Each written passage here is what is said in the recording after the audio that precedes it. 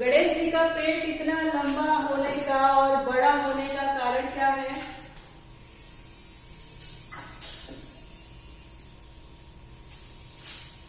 क्या है?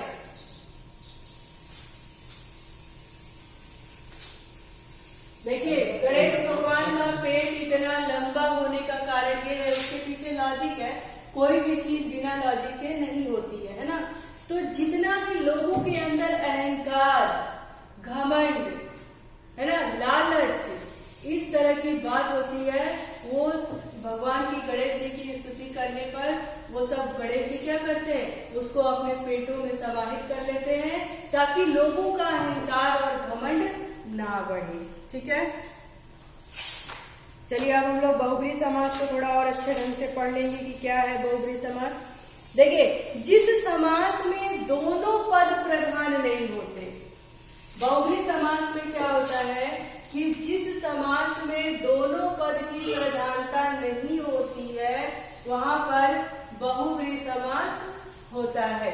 ठीक है, अब लंबा है उधर जिसका, भाई उधर की भी प्रधानता है और गणेश जी की भी प्रधानता है, तो वो कह रहे हैं कि जिस पद में दोनों पदों की प्रधानता ना हो, कोई एक पद प्रथम प्रधान हो, यानी कोई तीसरा अर्थ निकल के जब सामने आता है, तो वहां पर क्या हो जाता है? क्या हो जाता है? वहां पर बहुब्रीहि समास हो जाता है। ठीक है, वहां पे बहुब्रीहि समास हो जाता है। बहुत सारे शब्द आपके ऐसे आते हैं जो कभी कभी द्वंद्व समास से मिलते जुलते दिखते हैं। ठीक है, आप देखिए, चक्रधर, चक्र को धारण करने वाला, चक्रधर, चक्र को किसने धारण किया था?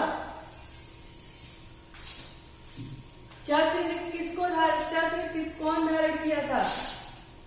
चक्र को धारण करने वाला श्री कृष्ण भगवान का नाम आपने सुना है? हाँ, क्या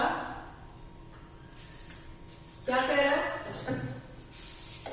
आवाज क्लियर नहीं है बच्चों। देखिए, चक्र को धारण करने वाला, हमारे पास एक शब्द है चक्रधारी। ठीक है, चक्रधारी अर्थात चक्र को धारण करने वाला। हाँ, कौन था? चक्र को धारण करने वाले कौन थे? विष्णु भगवान थे, अर्थात कृष्ण भगवान। कृष्ण भगवान किसके अवतार थे? विष्णु भगवान के थे, अर्थात कृष्ण। यानी चक्रधारी में न पहले पद की प्रधानता हुई और न दूसरे पद की प्रधानता हुई। क्या हुआ? कोई तीसरा अर्थ निकल के आया। यानी जब इसका चक्रधारी का समास विग्रह करेंगे, तब इसमें आएगा कि चक्र को धारण करने वाला अर्थात श्री कृष्ण। यहाँ पे क्या हो जाएगा? बहुब्रीहि समास हो जाएगा। नीलकंठ, नीलकंठ, नीला है कंठ जिसका, किसका कंठ नीला था? किसका? शिव जी का, है ना। तो इसमें ना हमने पहले पद की प्रधानता दी, ना दूसरे पद की, ना तो हमारा पूर्व प्रधान इसमें प्रधान हुआ और ना ही उत्तर पद प्रधान हुआ। कौन प्रधान हो गया? शिव जी प्रधान हो गए, है ना। हम बात किसके विषय में करने लगे? शिव जी के बारे में बताने लगे, तो वहां पे तीसरा पद प्रधान हो गया, इसलिए वहां पे क्या हो गया? बहुब्रीहि समास हो गया। देखिए, पीतांबर, पीतांबर, पीतांबर, है ना। पीत धन अंबर, पीला है अंबर, अंबर का अर्थ वस्त्र भी होता है, अर्थात विष्णु भगवान। पीला वस्त्र कौन धारण किया होता है?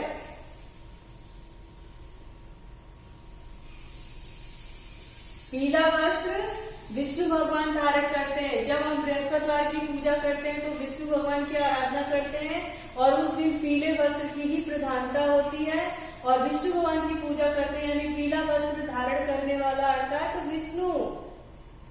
तो ना यहाँ पे पीले कलर की प्रधानता है और ना ही उस वस्त्र की प्रधानता है। प्रधानता किसकी है? जो इसको धारण किए हुए है उसकी प्रधानता है ना। जब उसकी प्रधानता है तो इसका मतलब कि विष्णु भगवान, यानी कोई तीसरा पद यहाँ पर प्रधान हो गया। और जब कोई तीसरा पद यहाँ पे प्रधान हो गया यानी इसका मतलब कि यहाँ पर बहुव्रीहि समास हो गया। अच्छा, अब आप बताएंगे कि हंस वाहिनी, हंस वाहिनी शब्द है उसका समास विग्रह क्या होगा?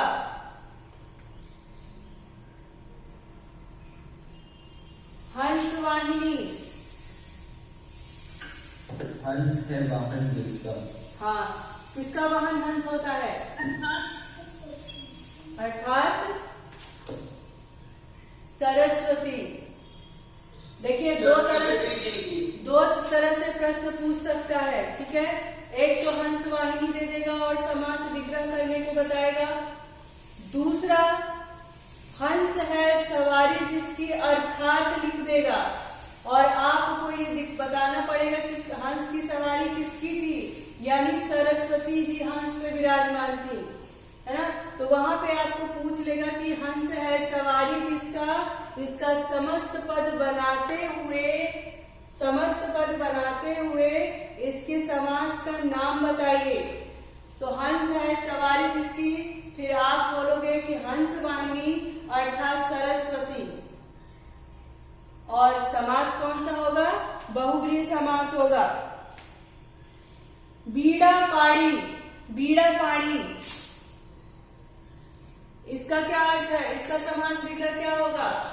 बीड़ा को कौन धारण किए हुए था? बीड़ा किसके हाथ में है? बजाने वाला बीड़ा, बजाने वाला बीड़ा वो किसके हाथ में है? यह एक संगीत का वाद्य यंत्र है, सरस्वती, है ना। अर्थात बीड़ा वादनी बीड़ा पाड़ी किसको कहा गया है? बीड़ा को धारण करने वाली अर्थात सरस्वती, और इसमें दोनों पद की प्रधानता नहीं है और ये क्या है? बहुव्रीहि समास है। एक दंत, एक दंत किसको कहा गया है? गणेश जी को। तो ये भी क्या है?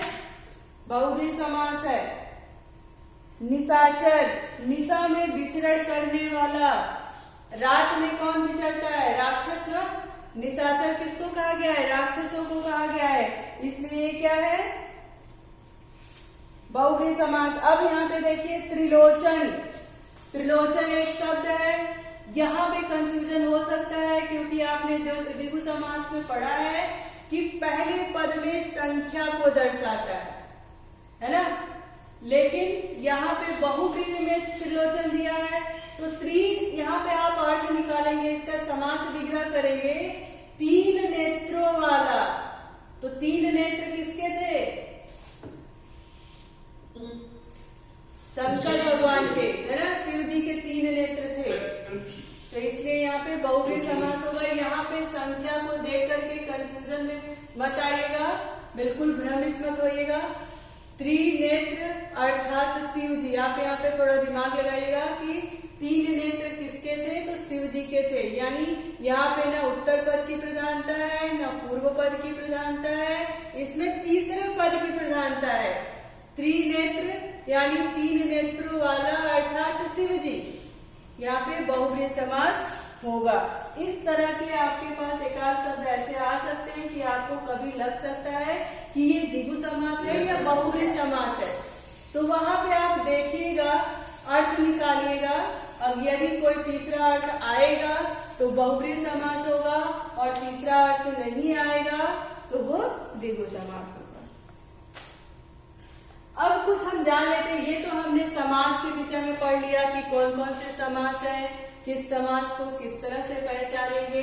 अब इस समास से संबंधित कुछ ध्यान देने योग्य बातें जो हमेशा हमें ध्यान देनी चाहिए, उसके विषय में थोड़ा सा जान लेते हैं। अब देखिए, समास के अनेक प्रकार होते हैं। समास के अधिकांशतः भेद की पहचान इस आधार पर की जाती है समस्त पद विग्रह किस तरह से किया गया। कह रहा है नियम, जो ध्यान देने योग्य बात है वो कह रहा है कि समास के कई भेद होते हैं और उनकी पहचान उसके समस्त पद और उसके विग्रह से की जाती है कि उसका विग्रह किस प्रकार से किया गया है और उसमें किस पद की प्रधानता है। तो जिस तरह से हमने नियम पढ़ा है उस हिसाब से समास को पहचानते हैं। फिर बता रहा है एक ही समस्त पद का विग्रह अलग अलग तरीके से करने पर भी एक समास के अलग अलग भेद हो जाते हैं। अब ध्यान दीजिएगा, एक ही समास का प्रयोग अलग अलग तरीके से करने से, यानी अगर उसका विग्रह हम दूसरे तरीके से कर दें तो उसके समास में परिवर्तन आ जाता है। अब जैसे देखिए त्रिनेत्र, यहाँ पे हमने आपको बताया कि 3 नेत्रों वाला, तो यहाँ पे क्या हो जाएगा, 3 नेत्रों वाला है तो 3 नेत्रों अर्थात शिव जी हो जाएंगे, तो ये बहुब्रीहि समास हो जाएगा। लेकिन वहीं पर अगर ये आ जाए कि 3 नेत्रों का समूह, आपने द्विगु समास से पढ़ा था कि पहला पद हमारा क्या हो जाएगा, संख्यावाची हो जाएगा और दूसरा पद क्या हो जाएगा, समूह की बात करेगा। अब इसी त्रिनेत्र में देखिए 3 नेत्रों वाला, ये बहुब्रीहि समास हो गया और 3 नेत्रों का समूह, ये क्या हो गया, द्विगु समास हो गया। तो 3 नेत्र, इसका समास विग्रह किस ढंग से किया गया है उस ढंग पर आधारित है कि ये कौन सा समास होगा। आया समझ में यहाँ तक? आ रहा है? हाँ, तो देखिए 3 नेत्रों का समूह, यदि समास विग्रह इस तरह का है कि 3 नेत्रों का समूह, तो हमें पता है कि भाई जिस पद का, शब्द का पहला पद संख्यावाची हो और दूसरा समूह की बात करता हो, वहां पर क्या हो जाएगा, द्विगु समास हो जाएगा। पर समास विग्रह अगर इस तरह का हो कि 3 नेत्रों को धारण करने वाला अर्थात शिव जी, वहां पे बहुब्रीहि समास हो जाएगा। इस तरह की छोटी छोटी बातों को आप ध्यान रखेंगे कि समास का विग्रह किस ढंग से हुआ है, तो जिस ढंग से हुआ है हमारा समास उसी ढंग से होगा। अतः यह जानने के लिए समस्त पद में समास का कौन सा भेद है उसके विग्रह को देखना जरूरी है। अब देखिए जैसे तत्पुरुष समास में हमने कारक चिन्हों के आधार, म्यूट योरसेल्फ, कारक चिन्हों के आधार पर हमने जाना कि कैसे कौन सा कारक चिन्ह इसमें है और ये कौन सा तत्पुरुष समास है, ठीक है।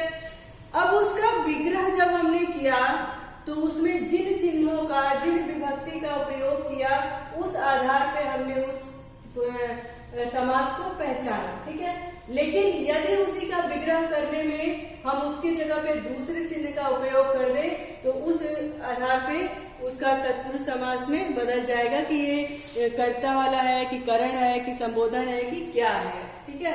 तो समास के विग्रह पर आधारित है, तो समास का विग्रह किस प्रकार से है उस पर आपको थोड़ा ध्यान देना पड़ेगा।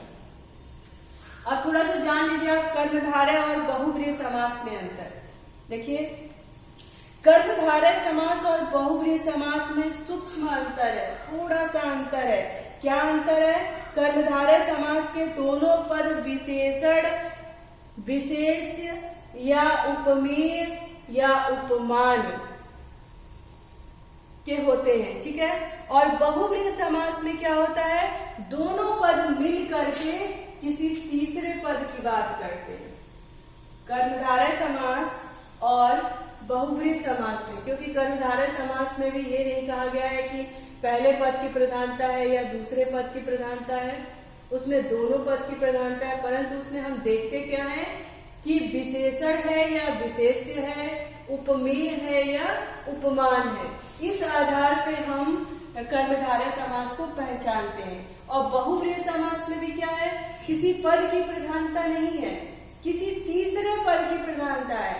कोई तीसरा अर्थ हमारे सामने आता है तो हम पहचानते हैं कि यहाँ पर बहुब्रीहि समास है। इतना अंतर कभी कभी पूछता है, इस तरह का भी प्रश्न पूछता है।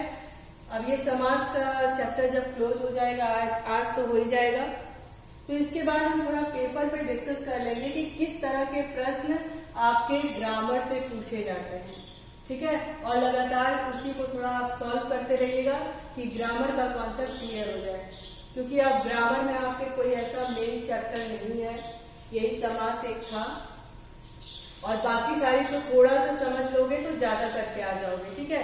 अलंकार एक चैप्टर था जिसको पढ़ाने में अच्छा लगता, लेकिन वो अलंकार इस बार शेड्यूल हो गया है, ठीक है। तो समास पे थोड़ा ध्यान रखेंगे और बाकी के चैप्टर को हम थोड़ा सा पढ़ेंगे, किस टाइप के क्वेश्चन आते हैं उसको ज्यादा से ज्यादा सॉल्व करेंगे, तो ये दिक्कत भी आपकी सॉल्व हो जाएगी, ठीक है। उसके बाद आप देखिए द्विगु समास और बहुब्रीहि समास में क्या अंतर होता है। अभी हमने आपको समझाया कि जब समास का विग्रह करेंगे तो पहला पद यदि संख्या और दूसरा पद यदि समूह की बात करेगा तो वहां पे द्विगु समास हो जाएगा, और उसी शब्द का समास विग्रह करने पर किसी तीसरे पद की बात करेगा तो वहां पर बहुब्रीहि समास हो जाएगा।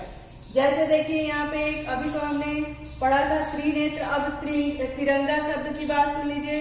तिरंगा यानी 3 रंगों का समाहार। एक तो पहला पद संख्या की बात किया, दूसरा पद समाहार की बात किया, समूह की बात किया, तो इस हाल में वो क्या हो गया, द्विगु समास हो गया। लेकिन यदि हम कहें कि 3 रंगों वाला अर्थात राष्ट्र ध्वज, हाँ तिरंगा 3 रंगों वाला अर्थात राष्ट्र ध्वज, तो वही तिरंगा एक बार हमने उसका समास विग्रह किया तो वो द्विगु समास में आया, और दूसरी बार उसका समास विग्रह किया तो बहुब्रीहि समास में आया। तो समास के विग्रह पर भी आधारित है कि आपका वो कौन सा समास है।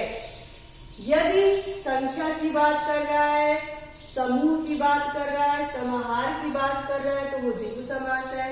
यदि वहां पे तीसरे अर्थ की बात कर रहा है तो वो बहुब्रीहि समास है। इतना छोटा छोटा सा अंतर है, उसको हमेशा ध्यान में रखिएगा। और आपका समास का विग्रह किस ढंग से हुआ है उसमें थोड़ा ध्यान रखिएगा। फिर दे रहा है कि कर्मधारय और द्विगु समास में क्या अंतर है। कर्मधारय समास में पहला पद विशेषण बताता है। देखिए कर्मधारय समास में पूछ सकता है कि प्रश्न कि द्विगु समास और कर्मधारय समास में क्या अंतर है, तो आप कहोगे कि कर्मधारय समास में पहला पद विशेषण को बताता है और द्विगु समास का पहला पद संख्यावाची होता है, ठीक है। कर्मधारय समास में पहला पद विशेषण होता है, यो तो विशेषणों का कोई भेद कर्मधारय समास के पूर्व पद के स्थान पर आ सकता है, परंतु संख्यावाचक विशेषण आता है तो उसका विग्रह 2 अलग अलग अर्थों में किया जाता है। जैसे चौराहा, ठीक है, चौराहा अगर इसका विग्रह हुआ 4 राहें, 4 राहें, ठीक है, अगर ऐसा विग्रह हुआ तो वो हो गया कर्मधारय समास, क्योंकि उस रास्ते का विशेषता बता रहा है ना, रास्ते का विशेषता बता रहा है। तो पहला 4, ये क्या है, रास्ता तो है पर कितना है, 4 है ना, तो उस रास्ते की विशेषता 4 है, यानी पहला पद इसमें विशेषण की बात कर रहा है तो वहां पे वो कर्मधारय समास हो जाएगा, ठीक। और यहीं पे अगर आ जाए 4 राहों का समूह, अगर समास विग्रह किया हमने और उसमें लिखा कि 4 रास्तों का समूह, तो इसमें क्या हो गया, पहला पद संख्या की बात कर दिया और दूसरा पद समूह की बात कर दिया, तो वही चौराहा द्विगु समास में भी हो गया और वही चौराहा कर्मधारय समास में भी हो गया। क्यों ऐसा हो गया, क्योंकि हमने समास शब्द का जो समास विग्रह किया है उस ढंग पर हमने बताया कि 4 राहों यानी उस रास्ते की विशेषता है कि वो 4 है, यानी क्या हो गया, विशेषण की बात हो गई तो कर्मधारय समास हो गया। 4 राहों का समूह यानी संख्या और समूह की बात हो गई तो वहां पे द्विगु समास हो गया। यहां तक आया समझ में आप लोगों को? Yes ma'am. कोई दिक्कत? किसी प्रकार की कोई परेशानी? No ma'am. हाँ, होनी भी नहीं चाहिए। ठीक है, जितने बार पूछोगे हम उतने बार आपको बताएंगे, पर आपको कोई परेशानी नहीं होनी चाहिए। ठीक है, चलिए अब आगे हम देखते हैं समास और संधि में अंतर। हमने बहुत पहले ही बता दिया था कि समास और संधि में क्या अंतर होता है। समास में शब्दों का मिलन होता है और संधि में वर्णों का मिलन होता है। ठीक है, अक्षर का मिलन होता है। तो यही एक छोटा सा अंतर है समास में और संधि में। ठीक है, समास में शब्दों का मिलन होता है और संधि में वर्णों का मिलन होता है। ठीक, क्या हम विच्छेद, हम संधि को तोड़ना विच्छेद बोलते हैं। हाँ, और संधि को जब शब्दों को वर्णों को अलग करते हैं, है ना, संधि के शब्दों को जब अलग करते हैं, तोड़ते हैं, उसको संधि विच्छेद कहते हैं। और समास के पदों को जब हम करते हैं तो उनको विग्रह करते हैं। वैसे विच्छेद और विग्रह दोनों का अर्थ एक ही है, अलग अलग करना। ठीक है, अच्छा अब इसमें आपके पास सबके पास बुक होगी। Yes ma'am. चलिए, अगर जिसके पास नहीं भी होगी तो हम व्हाट्सएप पे बुक का अभ्यास कार्य आपको देंगे, उसे आप अपनी कॉपी में भी सॉल्व करेंगे और मेरे पास उसका एक फोटो भी भेजेंगे। और ये सबके लिए है, एक दो लोग मेरे पर्सनल पे भेज देते हैं और एक दो लोग ग्रुप पे भेज देते हैं, तो क्या पूरे दोनों सेक्शन को मिला करके 4-5 ही लोग हैं। कल इसीलिए मैंने स्क्रीनशॉट भी आप लोगों को भेजा, तो उसके बाद कई बच्चे वहां से छोड़ दिए क्लास। बच्चों देखो, सीधी सी एक बात है कि अगर आप आज क्लास छोड़ेंगे